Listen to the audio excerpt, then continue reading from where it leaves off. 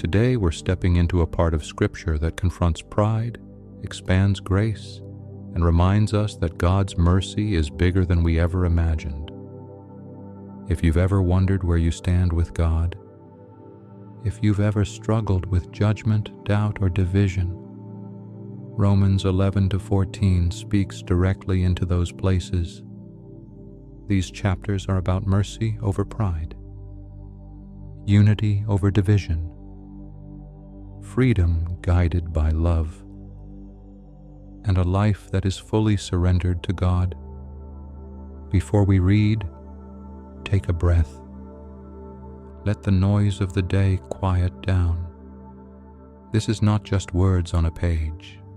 This is God shaping our hearts. Let's open ourselves to His wisdom, His correction, and His grace. Romans 11. I say then, has God cast away His people? Certainly not. For I also am an Israelite, of the seed of Abraham, of the tribe of Benjamin. God has not cast away His people, whom He foreknew. Or do you not know what the Scripture says of Elijah, how he pleads with God against Israel, saying, Lord, they have killed your prophets and torn down your altars, and I alone am left, and they seek my life. But what does the divine response say to him? I have reserved for myself 7,000 men who have not bowed the knee to Baal. Even so then, at this present time there is a remnant according to the election of grace.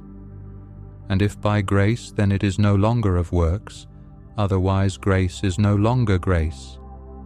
But if it is of works, it is no longer grace, otherwise work is no longer work. What then? Israel has not obtained what it seeks, but the elect have obtained it, and the rest were blinded. Just as it is written, God has given them a spirit of stupor, eyes that they should not see, and ears that they should not hear, to this very day. And David says, let their table become a snare and a trap, a stumbling block and a recompense to them. Let their eyes be darkened, so that they do not see, and bow down their back always. I say then, have they stumbled that they should fall? Certainly not, but through their fall, to provoke them to jealousy, salvation has come to the Gentiles. Now if their fall is riches for the world, and their failure riches for the Gentiles, how much more their fullness? For I speak to you Gentiles. Inasmuch as I am an apostle to the Gentiles, I magnify my ministry, if by any means I may provoke to jealousy those who are my flesh, and save some of them. For if their being cast away is the reconciling of the world, what will their acceptance be but life from the dead? For if the first fruit is holy, the lump is also holy. And if the root is holy, so are the branches. And if some of the branches were broken off, and you, being a wild olive tree, were grafted in among them, and with them became a partaker of the root and fatness of the olive tree, do not boast against the branches. But if you do boast, remember that you do not support the root, but the root supports you. You will say then, branches were broken off that I might be grafted in. Well said. Because of unbelief they were broken off, and you stand by faith. Do not be haughty, but fear. For if God did not spare the natural branches, He may not spare you either. Therefore consider the goodness and severity of God. On those who fell, severity. But toward you, goodness, if you continue in His goodness. Otherwise you also will be cut off. And they also, if they do not continue in unbelief, will be grafted in. For God is able to graft them in again. For if you were cut out of the olive tree, which is wild by nature, and were grafted contrary to nature into a cultivated olive tree, how much more will these, who are natural branches, be grafted into their own olive tree? For I do not desire, brethren, that you should be ignorant of this mystery, lest you should be wise in your own opinion, that blindness in part has happened to Israel until the fullness of the Gentiles has come in. And so all Israel will be saved, as it is written, "The deliverer will come out of Zion, and he will turn away ungodliness from Jacob. For this is my covenant with them when I take away their sins. Concerning the gospel they are enemies for your sake, but concerning the election they are beloved for the sake of the fathers. For the gifts and the calling of God are irrevocable.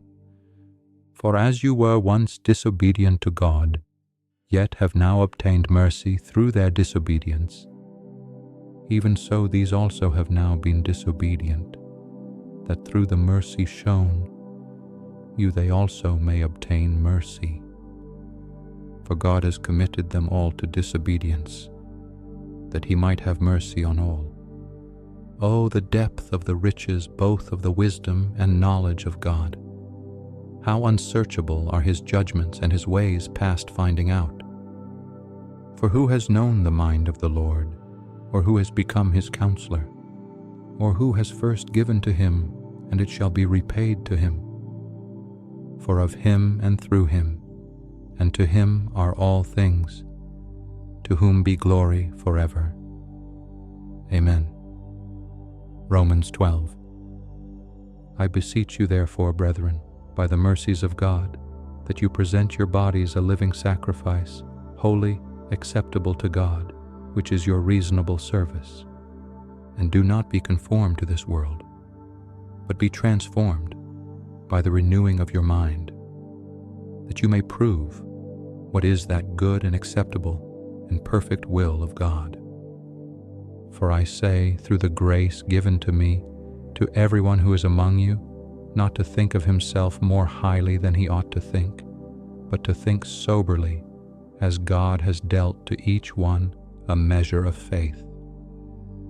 For as we have many members in one body, but all the members do not have the same function, so we, being many, are one body in Christ, and individually members of one another, having then gifts differing according to the grace that is given to us.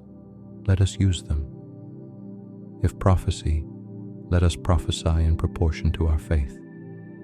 Or ministry, let us use it in our ministering. He who teaches in teaching. He who exhorts in exhortation. He who gives with liberality. He who leads with diligence. He who shows mercy with cheerfulness. Let love be without hypocrisy. Abhor what is evil. Cling to what is good. Be kindly affectionate to one another with brotherly love, in honor giving preference to one another, not lagging in diligence, fervent in spirit, serving the Lord, rejoicing in hope, patient in tribulation, continuing steadfastly in prayer, distributing to the needs of the saints, given to hospitality. Bless those who persecute you. Bless and do not curse. Rejoice with those who rejoice, and weep with those who weep. Be of the same mind toward one another. Do not set your mind on high things, but associate with the humble. Do not be wise in your own opinion. Repay no one evil for evil. Have regard for good things in the sight of all men.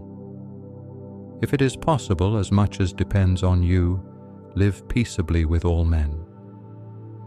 Beloved, do not avenge yourselves, but rather give place to wrath. For it is written, "Vengeance is mine, I will repay," says the Lord. Therefore, if your enemy is hungry, feed him. If he is thirsty, give him a drink. For in so doing you will heap coals of fire on his head. Do not be overcome by evil, but overcome evil with good. Romans 13. Let every soul be subject to the governing authorities, for there is no authority except from God, and the authorities that exist are appointed by God. Therefore, whoever resists the authority resists the ordinance of God, and those who resist will bring judgment on themselves. For rulers are not a terror to good works, but to evil. Do you want to be unafraid of the authority? Do what is good, and you will have praise from the same. For he is God's minister to you for good. But if you do evil, be afraid, for he does not bear the sword in vain. For he is God's minister, an avenger to execute wrath on him who practices evil. Therefore you must be subject, not only because of wrath, but also for conscience sake.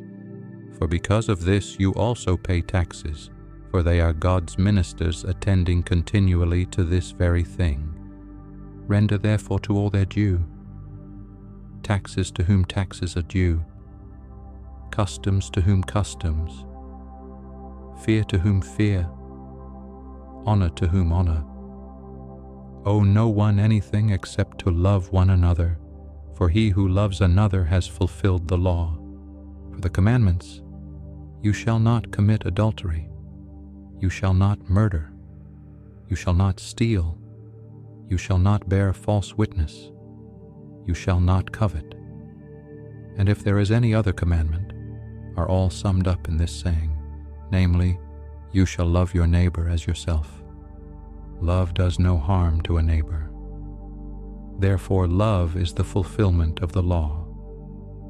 And do this, knowing the time, that now it is high time to awake out of sleep. For now our salvation is nearer than when we first believed. The night is far spent, the day is at hand. Therefore let us cast off the works of darkness, and let us put on the armor of light. Let us walk properly, as in the day, not in revelry and drunkenness, not in lewdness and lust, not in strife and envy, but put on the Lord Jesus Christ, and make no provision for the flesh to fulfill its lusts. Romans 14. Receive one who is weak in the faith, but not to disputes over doubtful things. For one believes he may eat all things, but he who is weak eats only vegetables. Let not him who eats despise him who does not eat, and let not him who does not eat judge him who eats, for God has received him. Who are you to judge another's servant? To his own master he stands or falls. Indeed, he will be made to stand, for God is able to make him stand. One person esteems one day above another, another esteems every day alike. Let each be fully convinced in his own mind. He who observes the day observes it to the Lord, and he who does not observe the day to the Lord, he does not observe it. He who eats, eats to the Lord, for he gives God thanks, and he who does not eat, to the Lord he does not eat, and gives God thanks. For none of us lives to himself, and no one dies to himself. For if we live to the Lord, and if we die to the Lord. Therefore, whether we live or die, we are the Lord's. For to this end Christ died and rose and lived again, that he might be Lord of both the dead and the living. But why do you judge your brother? Or why do you show contempt for your brother? For we shall all stand before the judgment seat of Christ. For it is written, As I live, says the Lord, every knee shall bow to me, and every tongue shall confess to God. So then each of us shall give account of himself to God. Therefore let us not judge one another any more, but rather resolve this, not to put a stumbling block or a cause to fall in our brother's way. I know and am convinced by the Lord Jesus that there is nothing unclean of itself, But to him who considers anything to be unclean, to him it is unclean. Yet if your brother is grieved because of your food, you are no longer walking in love. Do not destroy with your food the one for whom Christ died. Therefore do not let your good be spoken of as evil. For the kingdom of God is not eating and drinking, but righteousness and peace and joy in the Holy Spirit. For he who serves Christ in these things is acceptable to God and approved by men. Therefore let us pursue the things which make for peace, and the things by which one may edify another. Do not destroy the work of God for the sake of food. All things indeed are pure, but it is evil for the man who eats with offense. It is good neither to eat meat nor drink wine, nor do anything by which your brother stumbles, or is offended, or is made weak. Do you have faith? Have it to yourself before God. Happy is he who does not condemn himself in what he approves. But he who doubts is condemned if he eats, because he does not eat from faith. For whatever is not from faith is sin. Let us pray. Heavenly Father, we come before you humbled by your mercy. After hearing your word, our hearts are reminded that none of us stand by our own strength. We stand only because of your grace. Thank you for not giving up on us. Thank you for grafting us into your family when we did nothing to deserve it. Your wisdom is deeper than the oceans and higher than the heavens, and yet you still care for every detail of our lives. Lord, forgive us for the pride that creeps into our hearts. Forgive us for the times we judge others harshly while forgetting how patient you have been with us. Teach us to walk in humility. Help us remember that every person we meet is someone you love. Shape our hearts so that mercy becomes our first response, just as mercy was yours toward us. Father, your word calls us to live as living sacrifices, not halfway, not occasionally, but fully surrendered. Today we place our thoughts, our desires, our fears, and our plans in your hands. Transform us from the inside out. Renew our minds, break patterns that pull us away from you, and build in us a life that reflects your goodness. Lord, where there is division, teach us to pursue peace. Where there is misunderstanding, give us gentleness. Where there is disagreement, fill us with love. Help us not to use our freedom to harm others, but to build them up. Teach us to live with sensitivity, patience, and compassion. May our lives point people toward you, not push them away. Father, strengthen those who feel weak tonight. Comfort those who are tired. Encourage those who feel unseen. Remind us that your kingdom is not about rules and appearances, but about righteousness, peace, and joy in the Holy Spirit. Fill our homes with that peace. Fill our hearts with that joy. Fill our lives with that righteousness. And as we leave this moment of reading and prayer, go with us. Let your Spirit guide our words, our decisions, and our relationships. Help us live in such a way that others see your mercy shining through us. To you be glory forever and ever. We trust you. We rest in you. We belong to you. In the name of Jesus Christ we pray. Amen. If you are encouraged by this video, I'd love for you to join the channel. Subscribe here for more faith-based encouragement, Bible reading, and scripture. God bless, and see you on our next video.